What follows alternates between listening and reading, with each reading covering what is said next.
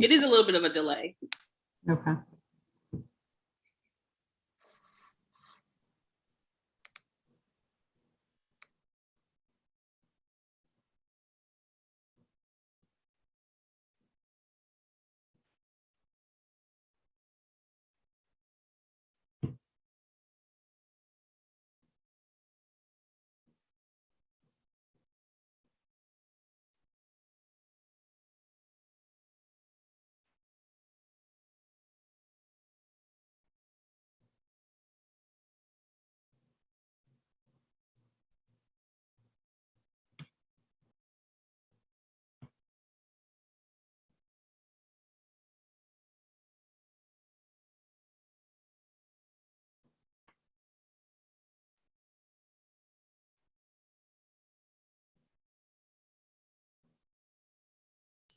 Good evening and welcome to our workshop this afternoon about writing to lift, inspire, and lead.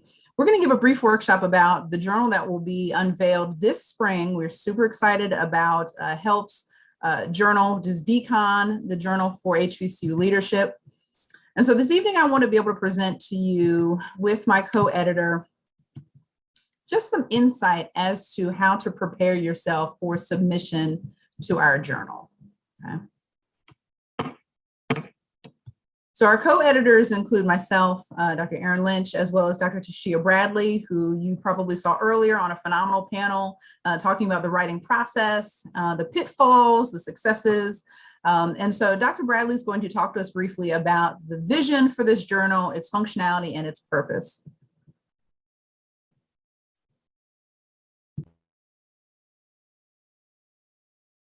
Dr. Bradley, you're still muted, my dear. There we go. I was so excited. Thank you. So I wanted to say thank you, Dr. Lynch. My name is Dr. Tasha Bradley, and I am the co-editor for the journal. And it is an exciting moment in health history.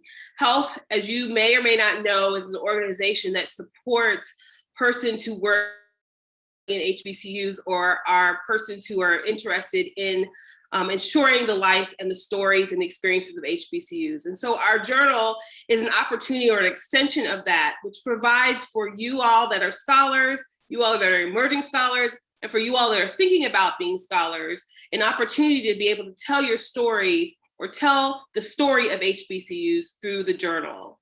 One of the things that is exciting to me as one of the supporting editors is there's this moment where we often get to look around and say to ourselves, do I have what it takes to publish? Do I have what it takes to produce scholarship? In essence, do I have what it takes to produce knowledge? And I offer to everyone that you do.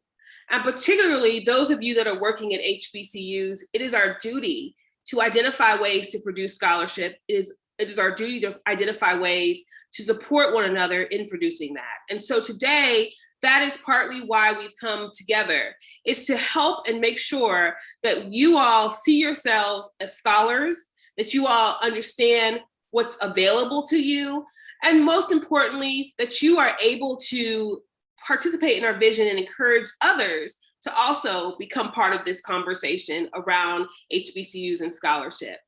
The journal will provide a platform that allows discussion and analysis of topics related to HBCUs and its leaders. Telling our stories. It isn't enough for us to go on social media and tell all the great things that we're doing. It's important for that to be codified. And you often will codify that in the academy through journals and through writing and through scholarship. And so we are delighted that this journal exists. And as was shared by Dr. Lynch, our first publication will be in spring, and we're looking forward to individuals telling their stories or telling the story about HBCUs. What's also wonderful about this experience is that we know that there are some experiences where there are scholars who are amazing, have had several publications, and we invite you to participate by submitting. Additionally, we know that there are emerging scholars who have not had as much experience. And what's beautiful about what Dr. Lynch and I participate in or want to provide is an opportunity for all types of scholars, including emerging scholars, to have a space to be able to write, to be able to codify their thoughts through the journal. And so one of the things that I will share with you that's really exciting is that if you're not a scholar yet, the beauty of this is that we want to guide you through that process. We want to make sure that you make it to the finish line. And so when the health founders, President Felton and others, were identifying how could this happen in a way that made sure that people who may not have come to the academy or come to HBCUs as scholars find a voice. This was the purpose of this journal. Additionally, for scholars who already have a voice, wanting to continue to support the work. So I'm excited today to be on with you, Dr. Lynch, to share a little bit more about the journal, to share a little bit more about how one can get published in the journal, and to just share a little bit about our own experiences as we've embarked on our writing journeys. So I'll turn it back over to you, Dr. Lynch. Absolutely, tag team, because that's what we do as partners. So let's actually talk about the journal. This is why we're here today. And then we're going to talk about how do I get my voice heard through the journal, in the journal. So to access our journal platform, we are supported by the publisher Scholastica. And so the website is there, decon.scholasticahq.com. Okay, very simply. And this will take you to the actual platform of the journal. This is how you submit, okay? This is also how you can read up on some of the topics that we're looking to publish, some of the ideas that we want to hear. And so there's 3 different tabs when you come to this platform. The one for authors outlines a lot of what you're going to see in this presentation today. So it talks about the structure of what we're looking for through scholarly writing. And so we want to bring your attention to the fact that this journal, as Dr. Bradley indicated, this journal is to lend voice to the range of individuals within the academy. And I say range in the sense that those who are seasoned scholars, those who are emerging scholars, and those who are thinking about becoming scholars.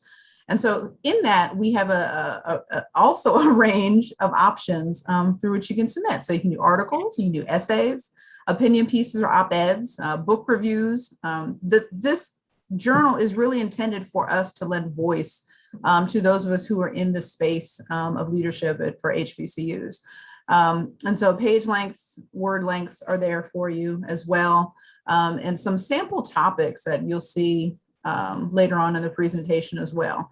So this space shows you what our trajectory is as well. You know, as we're a little behind with the trajectory, so I actually need to update this, our website, but we'll get it done. But so additional components as to what the structural requirements are also here for authors under the For Authors tab.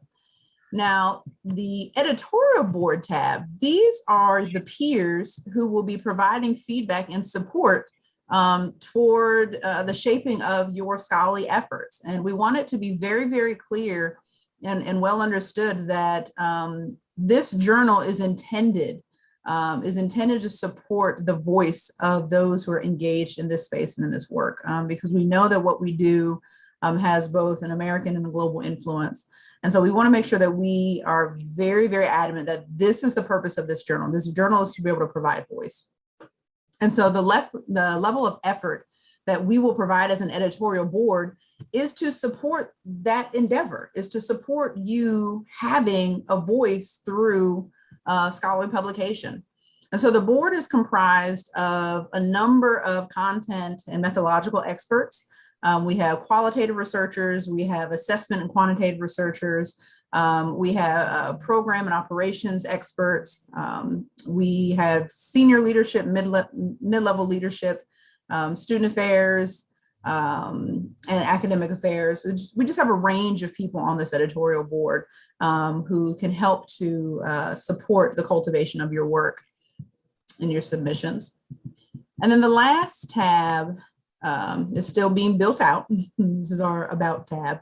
And so it just really gives just the ISSN. This is a registered journal with the Library of Congress, which means that those of you who need publications for your VITAs, for RTP, your annual evaluations, this is a peer review journal.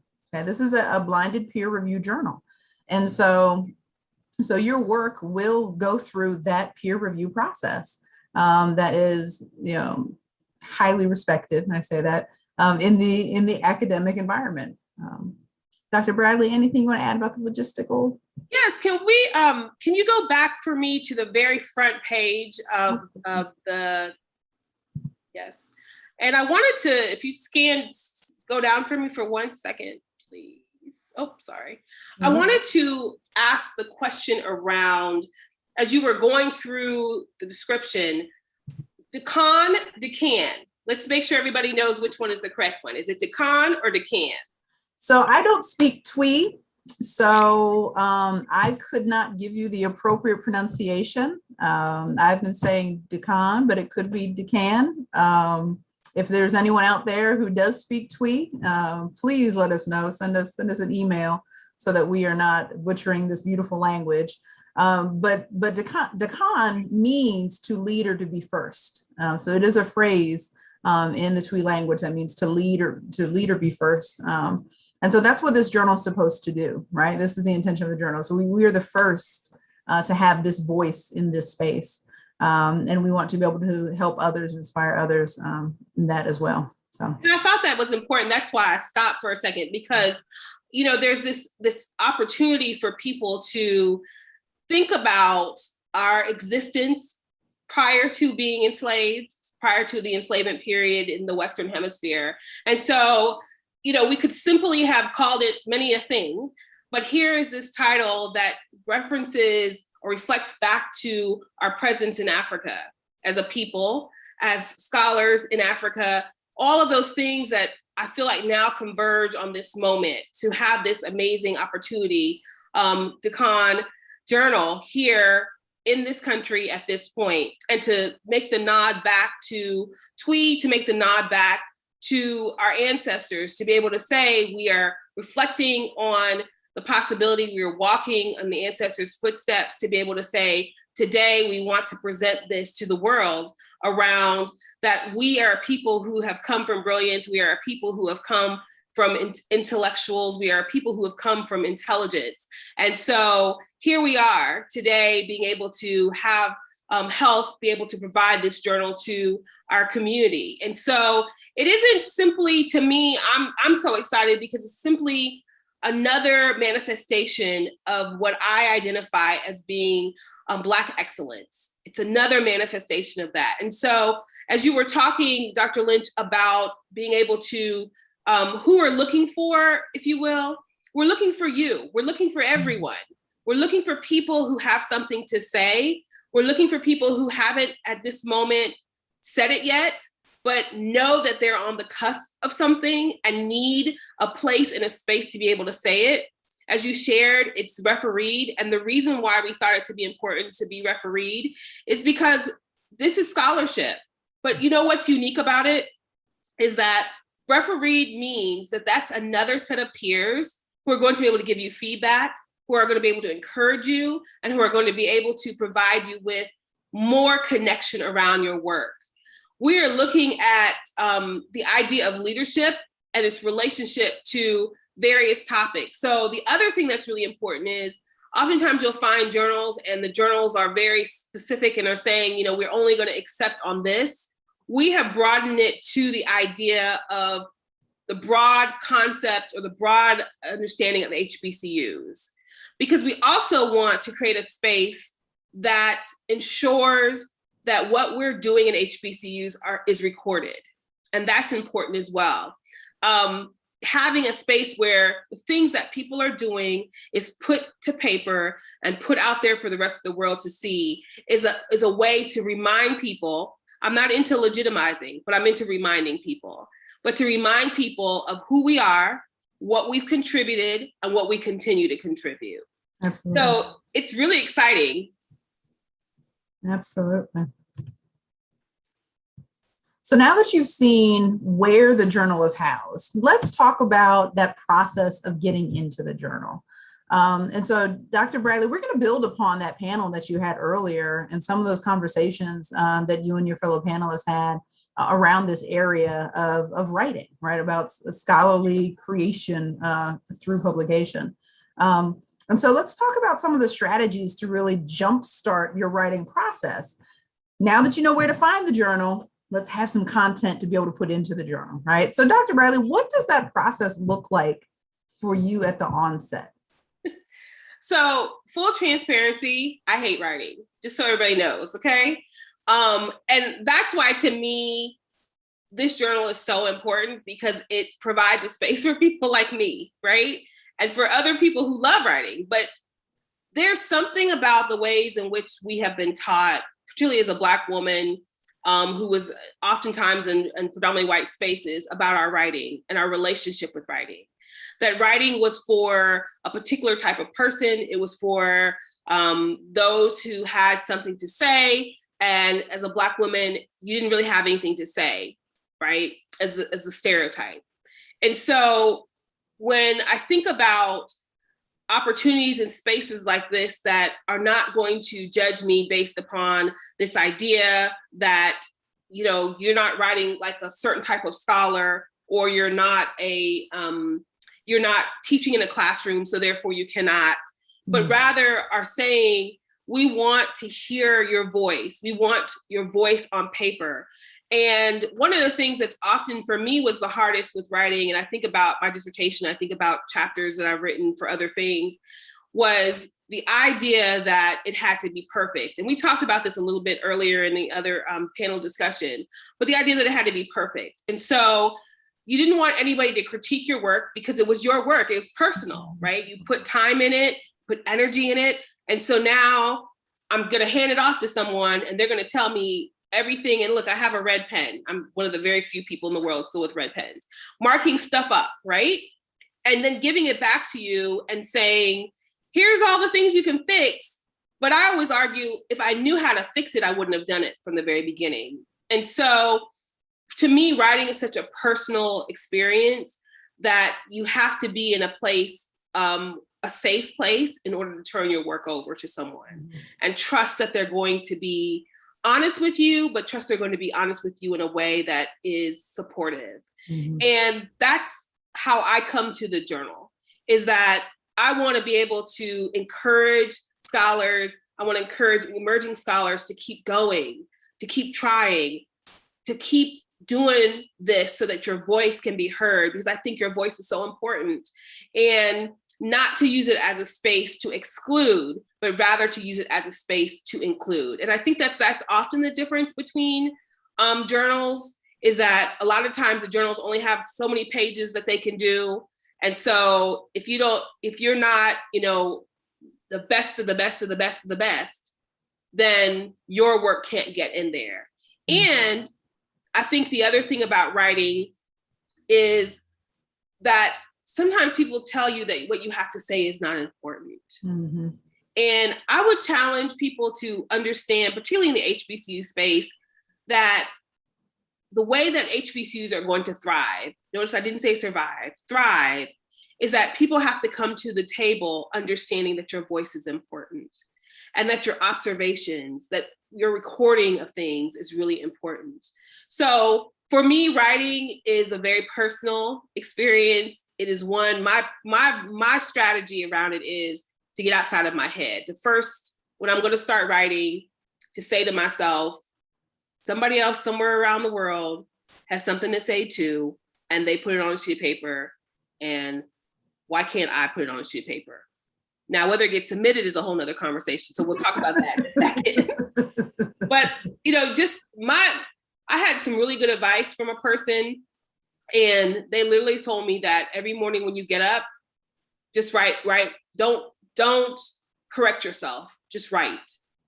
So let's say you woke up and you want to talk about ways that faculty are engaging around, like you wanted your paper to be about ways that faculty are engaging during a time of COVID.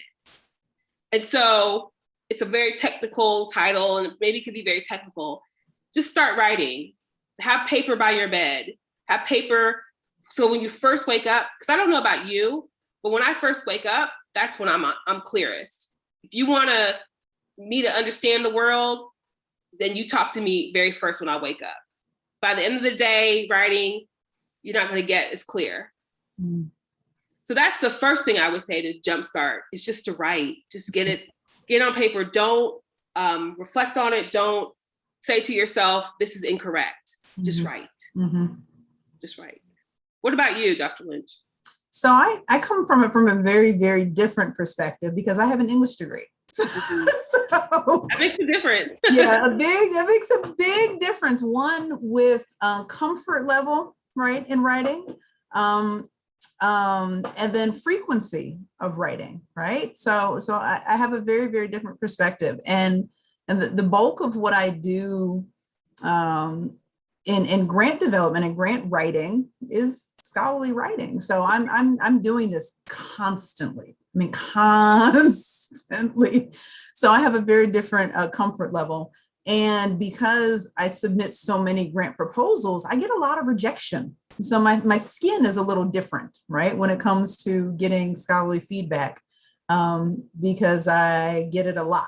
And sometimes it's really annoying, and sometimes it's spot on, right? So I have a very different approach to the writing. I'm a little different from you in the sense where I can't write every day. Like, that's a weird thing about me, right? I have to do blocks of time. I have to have fully dedicated hours to sit down and really flush out my thoughts, because what ends up happening for me is once I get into something, right, that's how it really takes shape for me.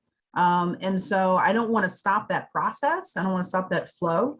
So I end up having to do a lot of my writing in the evening times, actually, because I'll work out in the morning, do all my work for the day. And then, from 3 o'clock to 2 a.m. is like my prime writing time to be able to get stuff in, because I can do those uninterrupted blocks of time. I don't have any meetings. I'm not getting text message. I'm not having phone calls. So I can really dedicate serious time to reading my work. And I'm also different when it comes to, I can't just write it and walk away from it. I'm constantly rereading, restructuring. Like, does that word sound okay there? Maybe this sentence would be better here. So I'm constantly doing that throughout the writing process. So by the time that I get to a finished book chapter, I've already read through that book chapter probably 18 times if it's 18 pages long. And so that process looks very different from me. And my strategies to approach writing, since that's what my process looks like, my strategy to approach writing is I tend to write about the stuff that I'm not reading, right? So if I'm not seeing it in the literature and I feel like there's this gap, or I feel like, you know what, people just need to know that this is a thing, right? People need to hear, a different perspective. Then that's where I tend to write. So I did a book chapter a couple months ago at this point that looked at sex, productivity, and research. And so it was literally analyzing how women in the academy are underfunded, and all the reasons why we're underfunded, all the reasons why we produce less scholarship than men, and both the internal and exigent factors. Internal exigent factors that contribute to that. So, and it was because I am one of those women, right? So I only have one funded grant, and I have written tons of grants. Like, why am I not getting as funded as some of my male colleagues? And so there's a whole thing behind that, right? So my strategy is to really start with where I feel like there's a gap, or I feel like there are holes that need to be filled, and other people need to hear them, right? So that's really where I start with that process. Do you find, it's interesting as we were sharing our stories, and again, we come from it from different ways, Yeah. Which is absolutely the way it's supposed to be, right? So that's the point, is to find a style, absolutely, find a process that works for you so that you can do something. And I think what often will happen is, because we have been taught that it looks a particular way, or it's, this is how it goes, that we get stuck. And right. The stuck is, again, not allowing us, particularly at HBCUs, to produce in ways that maybe I know that is the brilliance that is there, right? So I'm thinking to myself, the people that I have met that are HBCUs are brilliant. And so there should be more scholarship that's being produced. And there's systemic issues that, of course, shape that. But there's also this moment of, I'm wondering if people are not producing because they don't realize that they just get it out there, just go. Yeah. go with it. I think the other thing too is, as you were describing your writing style, you're also doing very technical writing as you're talking about grants, and then talking about the idea of writing about something that is not there. And see, I'm the exact opposite.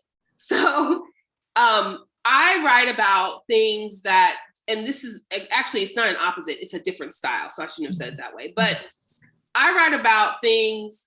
So I'm a historian by training. And so my writing has to do more with things that I'm passionate about in a very particular way. And so I remember my first, trying to complete my dissertation, and I was all over the place because I was like, racism, segregation. I mean, it was everything. And so what I also had to learn to do in that process is, when you're writing, particularly from a passion point, is to shelf some of the items. Mm-hmm. It's okay to go down different roads, but to say to yourself, this week, this is what I'm submitting on. Mm-hmm. And I'm going to put a pin in all these other great ideas that I have and come back to them. And I think that sometimes happens to people like me who tend to be all over the place in their writing in their head, because I'm not as structured as you are, Dr. Lynch. Mm-hmm. I have like, oh, this thing happened. I read this thing and I'm like, oh, I want to write about that. So let me go down the rabbit hole and start digging for information, and let me get to the archives and let me do those things. But I think there's room for that kind of writing as well. And absolutely, I encourage people to figure out what kind of writer you are. So as Dr. Lynch pointed out, the type of writer she is, I've just shared what kind of writer I am. And I invite you to identify that, because it helps you do your next step. Mm-hmm. Mm-hmm. Absolutely. And I think you bring up a very valid point that I want to touch upon when we're talking about where to get started. Start with dissertation. If you have a dissertation and you haven't pulled an article from it yet, start there. If you have a master's thesis that you just love, start there, right? It took me 2 years to get my first article out of dissertation. And I say 2 years, not because it took me that long to write it. It took 2 years for it to go through the process, the peer review process, okay? Because after the first submission, it was rejected with feedback. Second submission, it was accepted with feedback. Third submission, because it had already been accepted, it still received one more round of feedback. And that took 2 years. That whole process took 2 years, because the review process for that one journal was about a 6-month period. But that was the first article, right? It was a quantitative article. And so it was the first article that I was able to extract from dissertation. So for those of you who are looking where to start possibly, right? We've talked about where to find the journal. We've talked about different types of styles and strategies that you need to start thinking about to be, reflective and introspective about who you are as a writer. And now where to start with the things that you've maybe already started with, or you've already finished, and build from that. As you were talking, I was thinking also about the idea of, for those persons who maybe have not done a thesis or a dissertation, I was even thinking about the use of a memo as a starting point for investigating further. Mm-hmm. Because that's what writing is about, right? It's about investigating further. It's about how you decide that you want to be the investigator. It's about how you want to be the person who brings more knowledge to the academy, or more knowledge to others. And so look for inspiration in very simple things as well. Don't hinder yourself if you haven't been able to, complete that process yet. But look for things that you do every day and put those together. I remember a book that I read once was about crisis management. And it was very interesting, because all it was simply a set of memos and reflections. So the person was walking people through in their book around how the crisis was happening, and then how they were responding, what the communication was, and their reflection. And it was such a helpful set of materials. And so earlier we were talking about the idea of creativity as part of our writing. And I really encourage people to think about that, to not necessarily, use what you already have, as Dr. Lynch was saying, because that is an excellent starting point.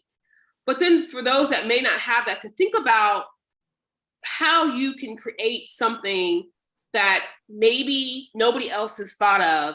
And you're not doing a dissertation at this point, but rather it helps us in the HBCU space to be better and to be exceptional, because that's also what the journal is about, being able to think about things that are happening and then giving your thoughts, your advice about those. And I was talking to a friend of mine the other day about her concerns around her writing in the sense that she was more interested in what happens if your writing is not one where you have a lot of sources and things like that. And I tried to explain that there's different types of writing. And in the journal, there'll be different types of writing. Absolutely. So there may be the person like me who will submit around a historical moment in the HBCU space. There may be, like you, Dr. Lynch, more, there might be a technical component that you're submitting around a topic, looking for people to submit around this moment of crisis, looking at this moment to people to submit around the idea that HBCUs are having a lot of attention right now. And what does that mean? So opinion pieces. There's so much room, but I just encourage people to take the idea that they have, no matter how big or how small it is, and what I call riff off of that, keep going and give us something so that we can publish it and encourage you to go forward with it. Absolutely. And so you make a really good point that I want to touch upon, and just to reiterate what this space in this journal is, right? For those of us, who read other higher education things, like I'm not going to throw anybody on the bus, but you often hear the same voices in those publications. You hear the same people speaking about HBCUs who are not necessarily of our space. And so this very deeply is a journal committed to our space and our voices, right? Dr. Bradley made some very strong points about starting with ideas. And so for this first submission, this first issue that will be coming out, there is a central theme. Okay, so there is a central theme for the first one because it is our inaugural edition. So the central theme for this journal, this issue, is leadership for transformation.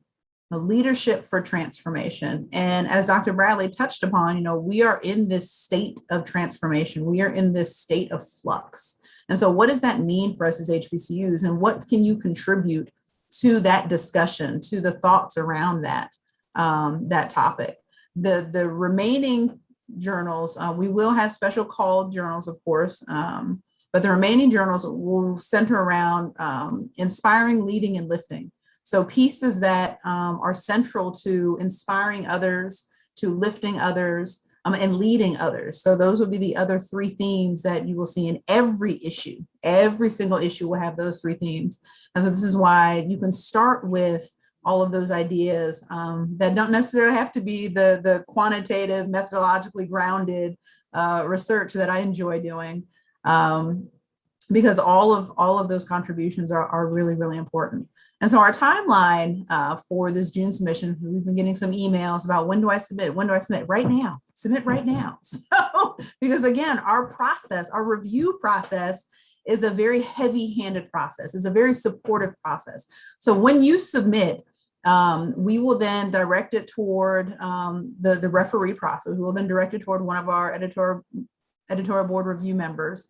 And they will start, actually there'll probably be a couple of them actually, and they will start the review process. You will then receive that feedback, and we, either Dr. Bradley or myself, can walk you through where to make enhancements, where to draw out some really strong points, to really get it to that point where it is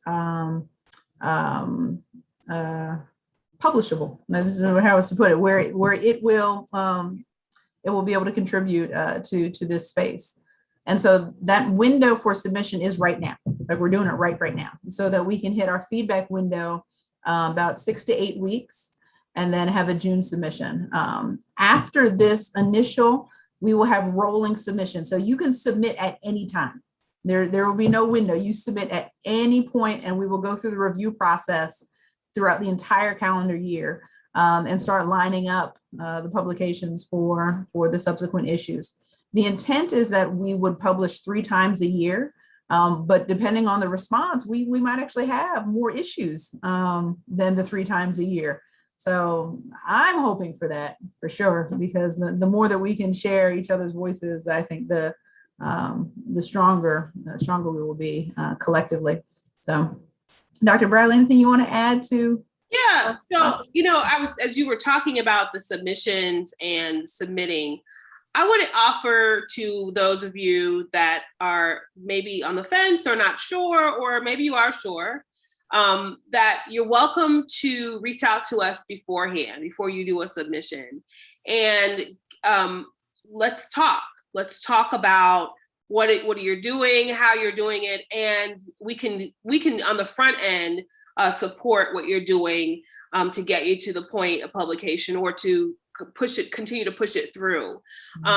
We want this space to be one that is like our HBCUs, right? A space of support, a space of community, a space of family, where we make sure that if you have taken the time to create, that we get you to the publish line. That's what I call it, the publish line.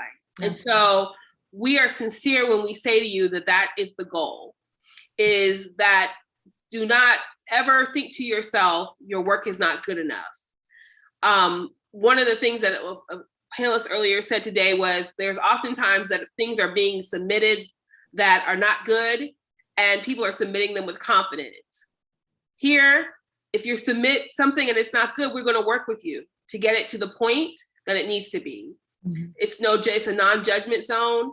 It's just a matter of sometimes we need a little bit of critique and we need a little bit of support. And I know that's really hard. And that's when I was talking about the writing process being so personal, because sometimes we take that as, well, I'm not good enough. I don't know how many of you all have ever been told by a faculty member or someone, like, your writing is not good. And that can be very painful. That is not what we are here to do. Mm-hmm. We are here to strengthen. We are here to make sure that your work gets better. And so the way that we will communicate to you is from that perspective of trying to get you to the point where the work is exceptional. Mm-hmm. Because you can also have good work, but we can look at it and go, this can be exceptional. Are you interested? Mm-hmm. So I will say that. The other thing that I would share is one of the things that I would like to do, and Dr. Lynch, you and I haven't really talked about this, but I found that writing communities are really helpful. Mm-hmm.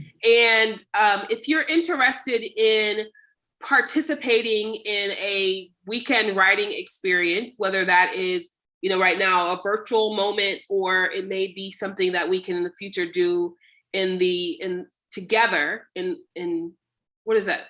What's non-virtual now is in person. Oh my goodness, I forgot. No. It's been so long. So what is non-virtual? Right. What does it mean to get together? Face to face, that thing. Right. Yeah. But in the person. And if you're interested in that and you feel like that'll help you write and get feedback, one of the things that I was in an institution and was able to facilitate a writing weekend. And it was the best moment of my life, because what happened was all of these faculty members got together and they were writing specifically. We were all African-American Black faculty members or staff members, and everybody had something that they were trying to get done. There were people who were trying to get their research done. There were people who were trying to get an article out, all of that. And we came together for 3 days and we reviewed each other's work. We held each other accountable. And it was an amazing experience that allowed for people who were not going to get their work done, particularly at the time, by the time it needed to happen, get it done. And so there's all of these other opportunities through the journal to be able to support you in developing out your writing and developing out your ideas so that you can contribute scholarship. So I'm looking forward to it. Absolutely. Such a great point. And I think we're at the point for Q&A, actually. If we can open the floor to questions. I don't know how they will be fielded in this platform. So there may not be any questions directly to us. So what we can do right now, to your point, as we're waiting to see if there's any questions that come up, is I just want to talk just a few more seconds about what maybe you're working on. Are you working on anything right now that you're writing? Oh, what I'm working on. Oh, goodness. Yeah. What am I not working on right now? So you really want me to enumerate everything that I'm writing right now? Give us one or two that we can maybe start to look at. Because I know you're very busy with your writing. Absolutely.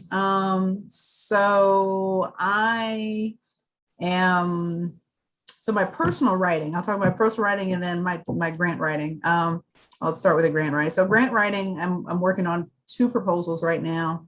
One for the Department of Justice with a colleague here at the institution. Our assistant dean of student affairs is writing proposals. So I'm helping him through that process of drafting that narrative. And then I'm writing the book. I'm the lead writer on a Department of Education project called Promising Neighborhoods, which is to build a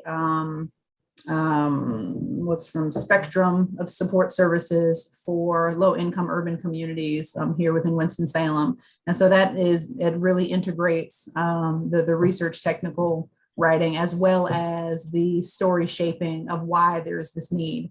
And then my personal writing, I have 2 articles. One article that I still haven't even fleshed out yet. But then I also have a book that I've been writing probably for the last 3 years that, again, I'm not dedicating enough to my own personal writing to get this book out. But it is a not a collaborative, but is an elaboration on the work of Daniel Pink from 2008 called The Whole New Mind.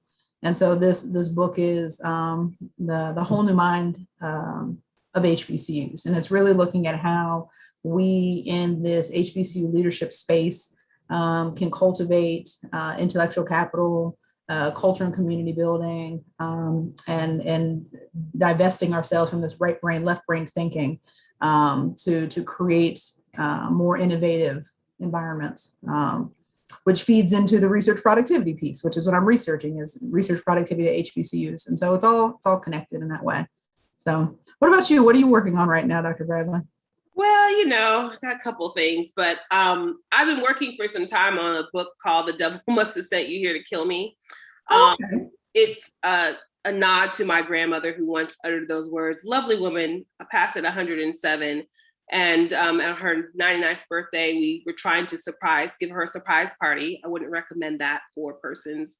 But she uttered those words. And it was very traumatizing, as you can probably imagine, but I'm using that as the title because it's really about a conversation that I'm having with myself around, it's part historical, part memoir, mm-hmm. But it's meant to be an exploration of women in HBCU spaces, mm-hmm. and an exploration, when I say that, around how women have historically contributed and supported and strengthened HBCUs. So playing off of the gender-specific space around what does it mean to have been a woman prior to 1990s in these spaces, prior to the women's rights movement, prior to the feminist movement and other movements, women's suffrage movement and things like that. What does that mean to have been in HBCU at that time? And so the title is, again, it's a funny kind of thing, but when you think about it, particularly those women who were very strong in their voice, oftentimes may have found themselves not welcomed in certain spaces. And so I use that as a way just to kind of say, like, there's a pushing and there's a tension that was happening for those women, but for those institutions. And so laughingly can say, the devil must have sent you here to kill me, as we push and have tension in those spaces. So I love it. hopefully that'll be done here in a year and a half. It's been slow going. Yeah, well, let's hold each other accountable then. Right. If you're going to set a year and a half, then I'm going to go ahead and set a year and a half as well. Yeah. Get something done. So I think we're ready to close out. I don't see any questions. But I do want to say again, just encouraging people to reach out to us, to just submit. The great thing is that this is a online journal. So the beauty is that you submit through the portal, and we communicate to you through the portal and then reach out to you to facilitate your success. And so we're excited that you have considered doing this, and we're excited that you all are going to contribute to the journal. And I want to say, again, thanks to my co-editor and also to Health. And we are looking forward to DICON being the premier journal for HBCUs. Absolutely. With our first printing, well, it's not printing, but our first launch here in a couple of months. So we hope that you can be a part of that. And so again, thank you to Health for this vision. Thank you for allowing us to take leadership and facilitate this vision coming true.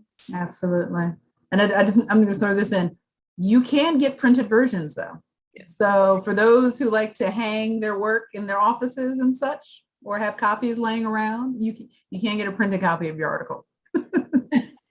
Thank you. Okay. So I think we'll close out on that. So Absolutely. Good luck to you all in your writing, and we are looking forward to seeing the brilliance on paper for the journal. Thank you so much.